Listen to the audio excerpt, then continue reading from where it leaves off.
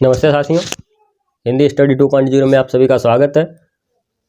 आज हम लोग देखेंगे भाषा जो संबंधित तथ्य हैं कि कौन सी कहाँ की भाषा है उसके बारे में जानेंगे, और कौन सी भाषा कब आई उसका सन भी जानेंगे। तो आइए शुरू करते हैं हम अपनी आज की क्लास। तो आज हमारा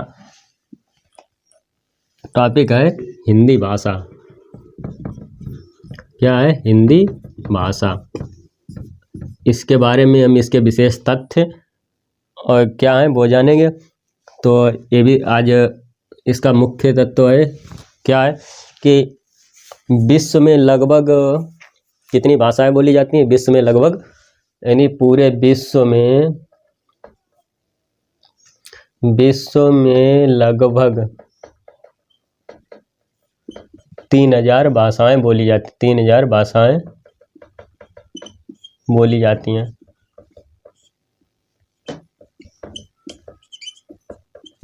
ये विश्व में कितनी भाषाएं बोली जाती हैं? लगभग 3000। विश्व में लगभग 3000 भाषाएं बोली जाती हैं।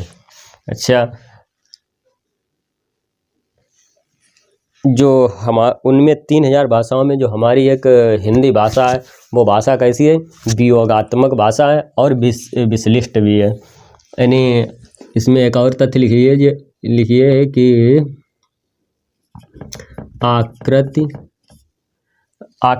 आकृति या रूप, कुछ भी कह लीजिए इसको, आकृति या रूप के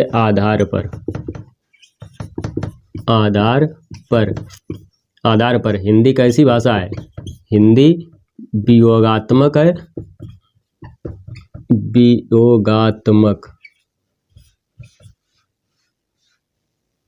वियोगात्मक या विशिष्ट, वियोगात्मक या विश्लिष्ट भाषा, वियोगात्मक या विश्लिष्ट भाषा कह सकते हैं इसे। वियोगात्मक या विश्लिष्ट भाषा है। कैसी भाषा है? वियोगात्मक भी है और विश्लिष्ट भाषा है। ये हुआ। अगला तथ्य क्या है हिंदी के बारे में? अच्छा, जो हमारी हिंदी भाषा है वो किस परिवार के अंतर्गत आएगी? तो जो हमारे परिवार चल रहे हैं का नाम 4 जो परिवार हैं, जैसे भारोपी हो गया, चीनी हो गया, ऑस्ट्रिक है, तो ऑस्ट्रिक बन गया। इनमें जो हमारी हिंदी भाषा है वो किस में आती है, किस परिवार के अंतर्गत आएगी? तो हम लिख लेते हैं, लिखेंगे क्या कि भाषा परिवार। किसमें? हम अपना भाषा परिवार देखेंगे। तो भाषा परिवार के आधार पर हिंदी, भाषा परिवार के आधार पर हिंदी किस परिवार में आएगी? हिंदी भारोपीय परिवार में आती है। भारोपीय परिवार के अंतर्गत आती है।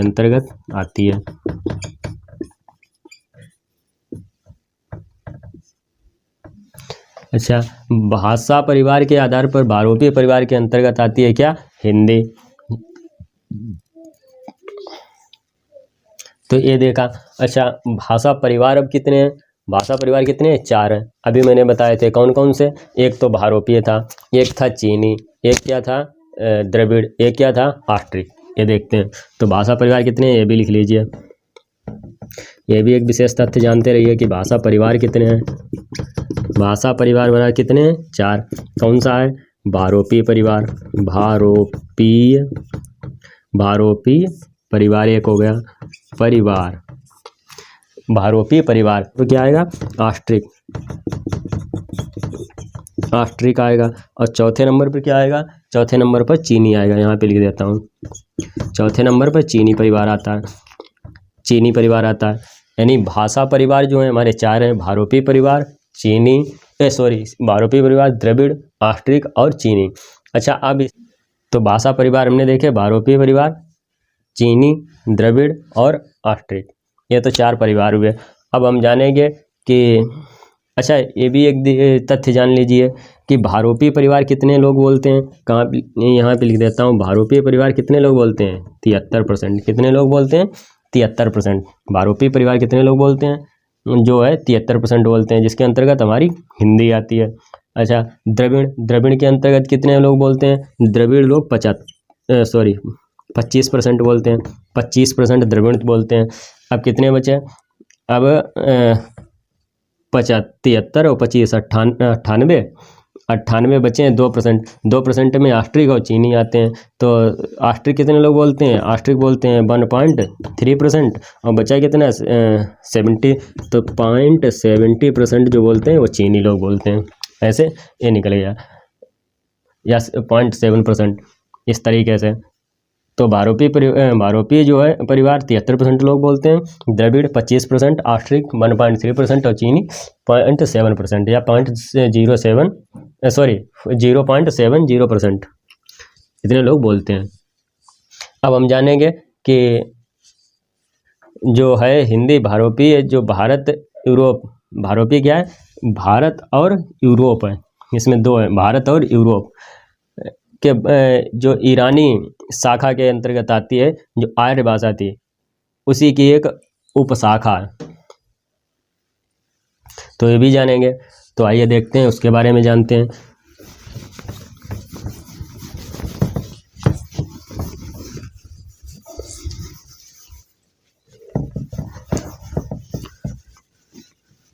तू ही मेरा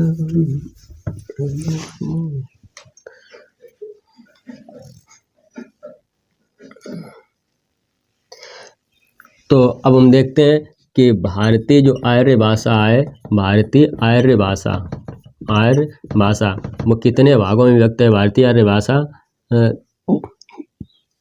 का विभाजन, ऐसे लिखिए, भारतीय आर्य भाषा का विभाजन। तो अब तो पता ही है कि आर्य भाषा कितने भागों में व्यक्त थी? 3 भागों में व्यक्त थी। कौन? प्राचीन भारतीय आर्य भाषा थी, और क्या नाम, प्राचीन के बाद मध्य भारतीय आर्य भाषा और आधुनिक कालीन आर्य भाषा, ये 3 भागों में व्यक्त थी। तो इनका देखते हैं। तो कौन सी थी पहली? पहला इसका डिवाइड था कि प्राचीन भारतीय आर्य भाषा। दूसरी क्या थी? दूसरी थी हमारी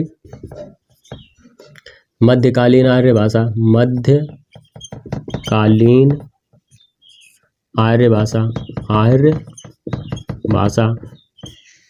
तीसरी क्या थी? आधुनिक कालीन आर्य भाषा। आधुनिक कालीन आर्य भाषा ये थी। अच्छा, आर्य भाषा, आधुनिक कालीन आर्य भाषा, प्राचीन भारतीय आर्य भाषा, मध्यकालीन भारतीय आर्य भाषा और आधुनिक कालीन आर्य भाषा। अच्छा, अब हम इनका विभाजन भी देख लेते हैं। तो इसका जो प्राचीन भारतीय आर्य भाषा वो कब से कब तक थी? 1500 ईसा पूर्व या ईसवी पूर्व से कब तक रही? 500 ईसवी पूर्व तक। 500 ईसवी, 1500 ईसवी पूर्व से 500 ईसवी पूर्व तक रही थी। अच्छा, मध्यकालीन आर्य भाषा अगर ये समाप्त 500 ईसवी पूर्व से हुई तो यहीं से ये स्टार्ट हो गई, यानी 500 ईसवी पूर्व, 500 ईसवी पूर्व से कब तक रही? ईसवी पूर्व 500 आ गया तो 1000 ईसवी तक रहेगी। कब तक रहेगी? 1000 ईसवी तक रहेगी। 500 ईसा पूर्व से 1000 ईसवी तक ये रही। कौन सी? मध्यकालीन आर्य भाषा।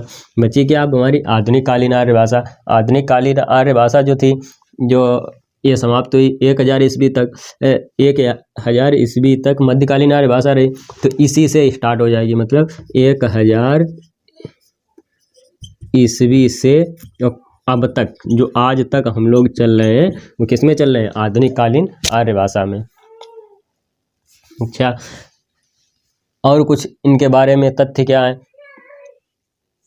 कि इसके अंतर्गत, प्राचीन भारतीय आर्य भाषा के अंतर्गत वैदिक संस्कृत के जो आती हैं, वैदिक संस्कृत में जो आ रही है वो किस में है? प्राचीन भारतीय आर्य भाषा में, 1500 ईसा पूर्व से 500 ईसा पूर्व तक। तो इसमें क्या थे? वैदिक संस्कृत भी थी और वैदिक के बाद लौकिक भी इसी में आ गई। तो फिर क्या है कि मध्यकालीन आर्य भाषा, मध्यकालीन आर्य भाषा में क्या नाम, 500 ईस्वी से 500 में कौन सी थी? 500 ईसा पूर्व पाली थी और प्राकृत थी और क्या थी? अपभ्रंश थी। ये किसमें थी? मध्यकालीन आर्य भाषा में। अच्छा, आधुनिक कालीन आर्य भाषा, आधुनिक कालीन आर्य भाषा के अंतर्गत जो हम लोग पढ़ते हैं, जैसे उड़िया, असमिया, बंगला, ये सब भाषा किसमें है? आधुनिक कालीन आर्य भाषा के अंतर्गत आ रही हैं। जैसे पंजाबी हो गई, सिंधी हो गई, गुजराती हो गई, मराठी हो गई आदि ये भाषाएं किस में आती हैं? आधुनिक कालीन आर्य भाषा के अंतर्गत आएंगी। तो इसको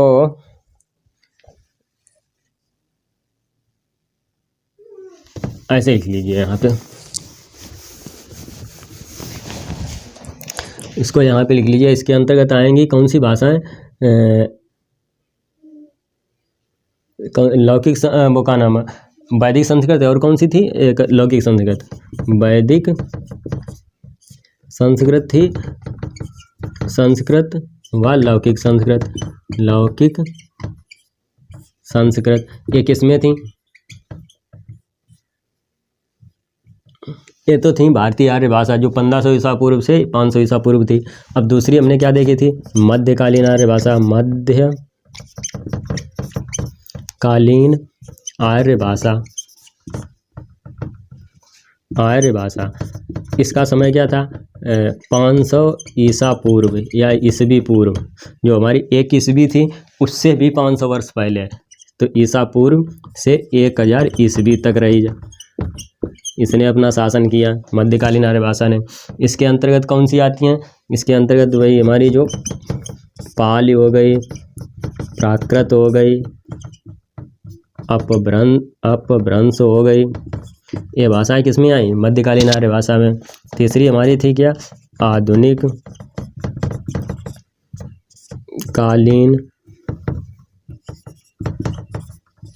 कालीन आर्य भाषा।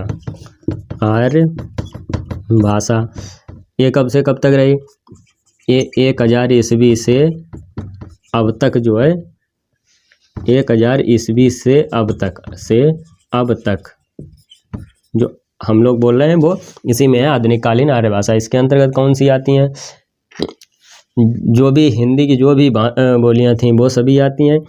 तो इसके अंतर्गत उड़िया हो गई, बांग्ला हो गई, असमिया हो गई, गुजराती हो गई, मराठी हो गई, मराठी और जो भी ऐसे लिख लीजिए, और जो भी हिंदीतर बोलियां हैं, यानी हिंदी के समान बोलियां, जो भी हिंदी से संबंधित बोलियां हैं सभी किस में आएंगी? आधुनिक कालीन आर्य भाषा के अंतर्गत आएंगी। तो ये तो देखा हमने हिंदी भाषा के अंतर्गत जो क्या नाम, हिंदी भाषा कितनी भाषाएं बोली जाती हैं, हिंदी कौन सी भाषा है, वियोगात्मक और विश्लिष्ट भाषा है। विश्व में लगभग 3000 भाषाएं बोली जाती हैं, ये भी हमने देखा है। और इसके भाषा परिवार देखे, जो 4 भाषा परिवार हैं वो भी हमने देखे। भारोपी हो गए, द्रविड़ चीनी और द्रविड़ चीनी तिब्बती ऑस्ट्रिक जो भी थे वो देखे। और इनका भारतीय आर्य भाषाओं का जो विभाजन देखा हमने, कितने भागों में विभाजन था, इनका समय देखा। तो इस क्लास में इतना ही देखेंगे। अगली क्लास में इससे आगे अब जो बोलियां हैं या जो भी संबंधित हैं प्राचीन भारतीय भाषाओं के अंतर्गत वो जानेंगे हम, और फिर मध्यकालीन भाषा के बारे में जानेंगे, फिर आधुनिक कालीन भाषा के अंतर्गत ये जो भी आता है वो सब जानेंगे। तो मिलते हैं अगली क्लास में, तब तक के लिए धन्यवाद। क्लास कैसी लगी कमेंट करके ज़रूर बताना और अपने अन्य दोस्तों को भी शेयर करना। मिलते हैं अगली क्लास में, तब तक के लिए जय हिंद, जय भारत।